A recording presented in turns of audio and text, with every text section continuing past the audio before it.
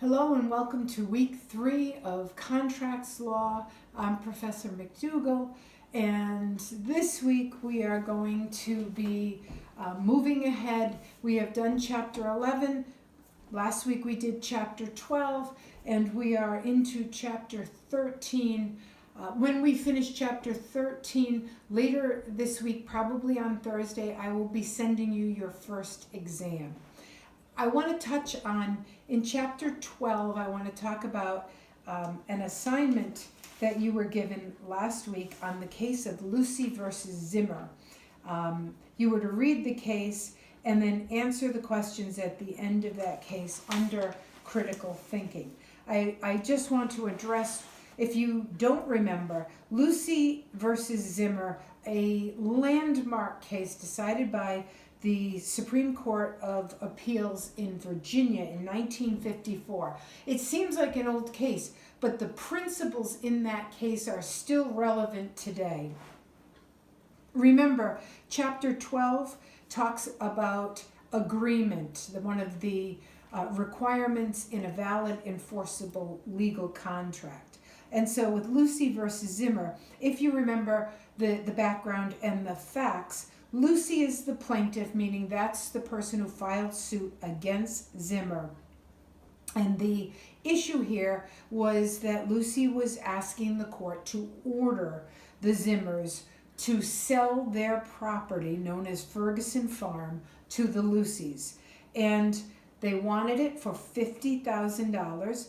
And Lucy alleges that Lucy and his wife, Zimmer and his wife, got together. They were having some drinks, they were talking, and they made an agreement, an offer and an acceptance to for Lucy to buy Zimmer's property, and the amount was for $50,000. And so that we see the critical thinking, and the decision was the Supreme Court of Appeals in Virginia determined that the writing, the little piece of paper, wasn't a formal contract, but it was written, was an enforceable contract between Lucy and Zimmer. The Zimmers were required by court order to follow through with the sale of Ferguson Farm to the Lucys for $50,000. What happened was that when Lucy went over the next day and said, okay, this is great, we're going to buy your property, Zimmer said, oh no, I'm not really selling it to you. We didn't really have a deal. We were drinking, we were having, we were sort of going back and forth, but I had there was no real offer or acceptance, and I didn't have intent to sell the farm. Well, the appellate court believed that there was intent, there was an agreement, there was an offer and acceptance.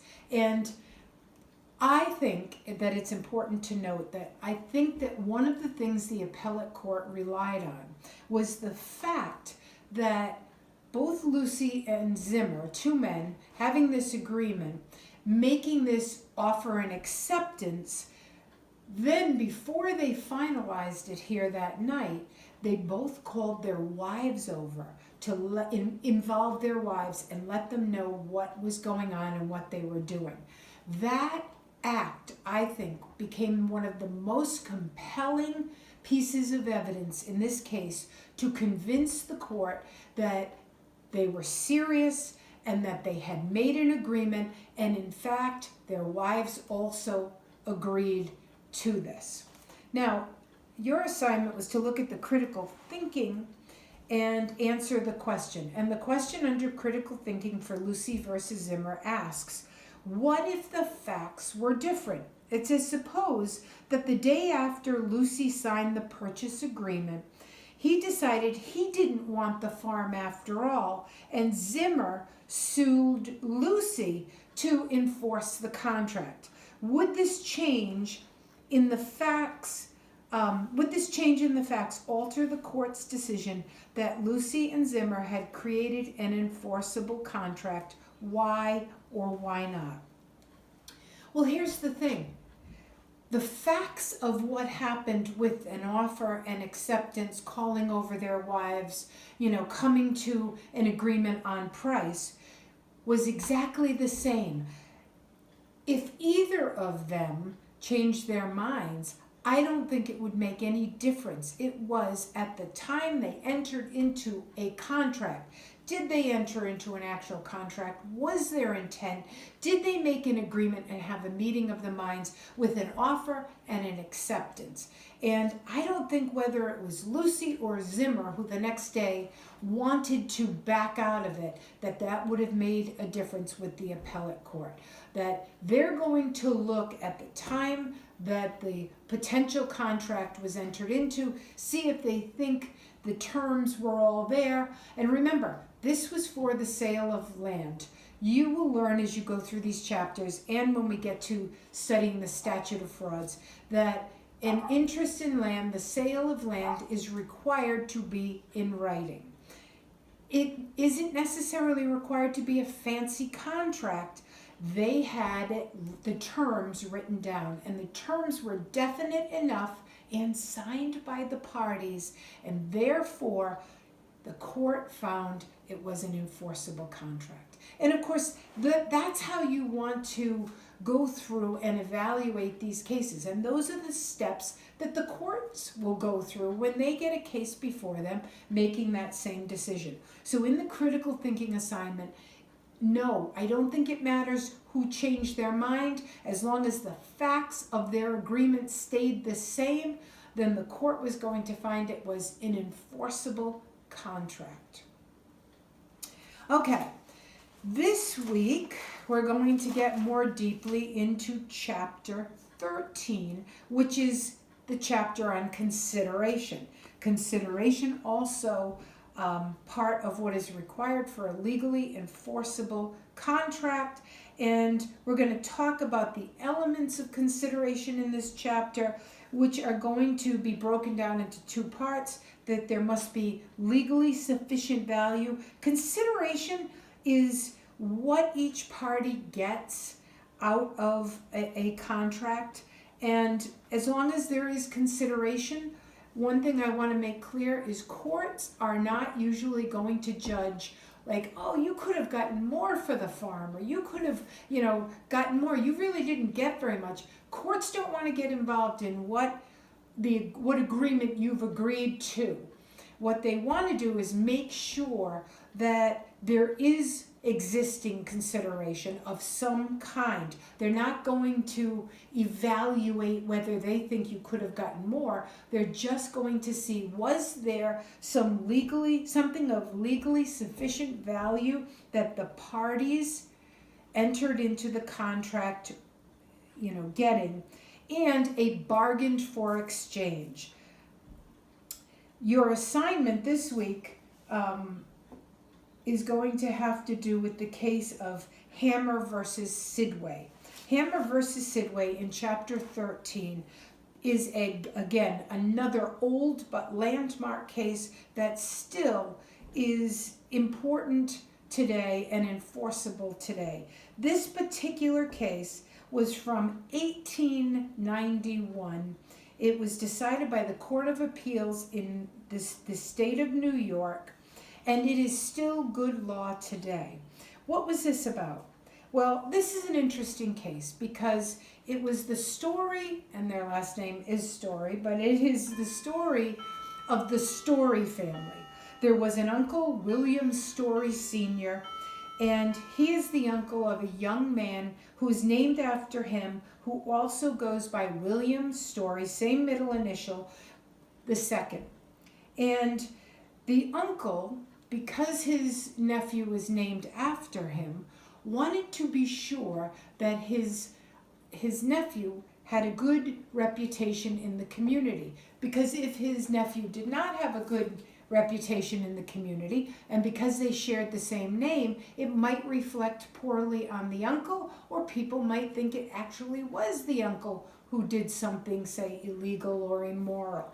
So the uncle, in the presence of other people who witnessed it, promised to pay his nephew $5 $5,000. Now remember, this is 1891, and that would be worth about $75,000 today. So he promises to pay his nephew $5,000 if his nephew would refrain from, would not drink alcohol, use tobacco, swear, or play cards or billiards for money, gamble, until he reached the age of 21. Now, important to note with this case, when this all happened in 1869, it was legal in New York to drink, play cards for money before the age of 21. So the nephew had a legal right to do these things, but the uncle is offering him money to refrain from doing them until he reaches the age of 21. Well, the nephew did that. The nephew agreed to it, and he followed the agreement. And when he reached the age of 21, he wrote to his uncle and said he had kept his part of the contract, his agreement, and would be entitled to the $5,000 that was promised. The uncle wrote back a letter and told him, that he was very proud of his nephew for following it, and said, "You shall have that $5,000. The uncle also said that if the nephew wanted, he would keep the $5,000 in his bank account, the uncle's, and with his other money, and it would make interest and make more money. The nephew agreed to this and left the $5,000 in the care of his uncle, where it would earn interest under the terms and conditions of the letter his uncle wrote him until he wanted it. Well, about a dozen years later, his uncle passes away, and the nephew had not claimed his money yet. And so the executor of the uncle's will, who, by the way, is named Sidway, so that's where we get that, claimed there had been no valid consideration, remember that's what this chapter is about, by the nephew, and therefore the uncle, or the estate of the uncle now, managed by Sidway, would refuse to pay the $5,000 plus interest to Hammer, and Hammer, the name Hammer, is that the nephew assigned his interest from the uncle to this other person. And so what happens? So the courts look at it, and they are trying to determine, were the two requirements of consideration present in the Hammer versus Sidway case between the uncle and the nephew. Well, looking in your book at the elements of consideration, legally sufficient value means that one of the parties makes a promise to do something that they have no legal duty to do, or the performance of an action that one is otherwise not obligated to undertake, or the refraining from an action that one has a legal right to undertake. The refraining is referred to as forbearance. That applies to Hammer versus Sidway. The nephew agreed to give up something he had a legal right to do on the request of the uncle. Now, the bargain for consideration was that the uncle, what did he get? Because both parties have to get something out of the contract, not just one. The uncle felt that paying his nephew to refrain from these actions also kept his good reputation because they shared the same name. The court, looking at this case years later after the uncle had passed away, decided there was a valid contract. It did have consideration. The nephew refrained from something he had a legal duty to do, and the uncle kept his good name as a result of the nephew following through. And so that the nephew, or the person he assigned his money to be received by, had a valid contract that was enforceable, and the courts ordered the administrator of the uncle's estate to pay that money out. And that's That's how the court in 1891 decided Hammer versus Sidway. So it's not only that you promise to do something that you don't have a legal right that you have to do, but it can also be forbearance. And Hammer versus Sidway is a great example of the forbearance. This, last week I sent you the chapter 12 notes. This week I will be sending you the chapter 13 notes, my lecture notes. My notes that I'm sending do not excuse you from reading the chapter, possibly taking your own notes, or using the chapter itself. Later this week on Thursday, I will be sending out your first exam. Your first exam will cover chapters 11, 12, and 13. So just for a moment, I want to end this lecture by addressing how you can do well on exams in my class. So first of all, I describe all exams in my classes as essay exams. Now, what does that mean? An essay exam to me, usually remember these exams are taken in class. And so in class, you have a limited amount of time.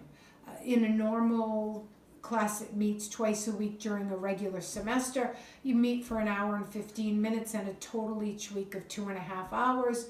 In the summer courses, we have longer because we have a shorter period of time that they cover them, 6 weeks. But you would be working without notes in class. And so I usually describe essays as a paragraph or so. But here's the thing. You're going to have the ability with all the exams this semester, because of this online change, to be able to use your book, any notes you might take, and the notes I send you for every exam. So I want to just say to you, more is better. Now that doesn't mean I want you to write pages for each answer on a test that I will send out.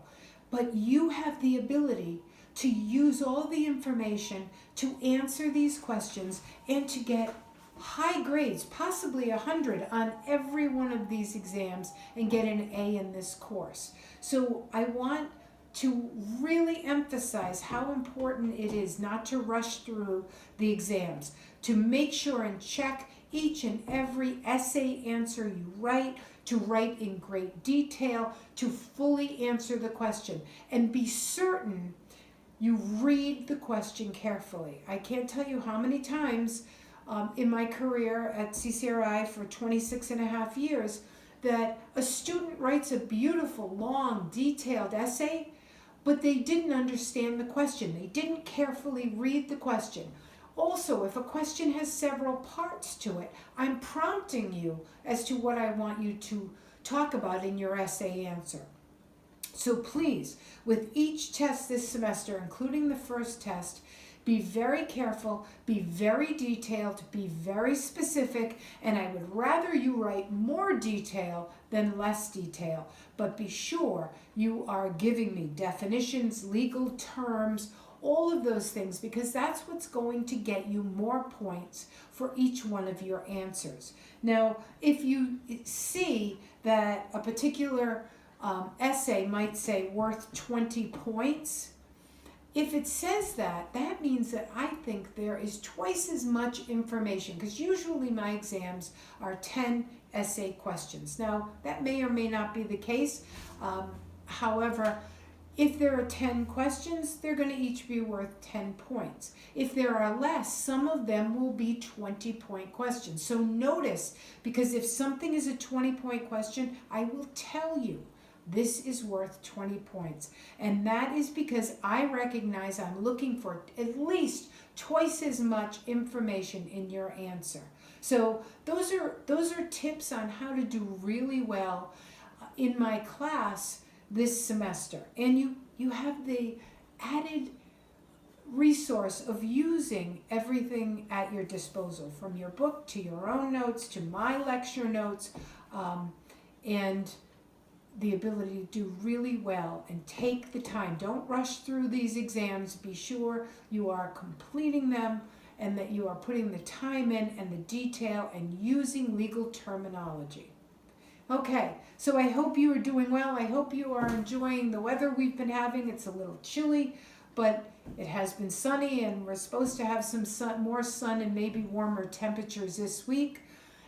I hope also that you and your families are healthy at this time and still practicing being careful with social distancing and wearing masks and all of that. Let's keep healthy, and let's hope that if we can do this, perhaps we can all be back face to face in a classroom in the fall. That's what I'm hoping for. I miss being in a classroom with all of you, with all of my students. And I know I've heard from many students who feel the same way. They want to get back on a schedule. They want to get back to the classroom. And so let's hope that we're moving in that direction. Okay, have a wonderful week. And I will see you next week also in contracts law. Thank you.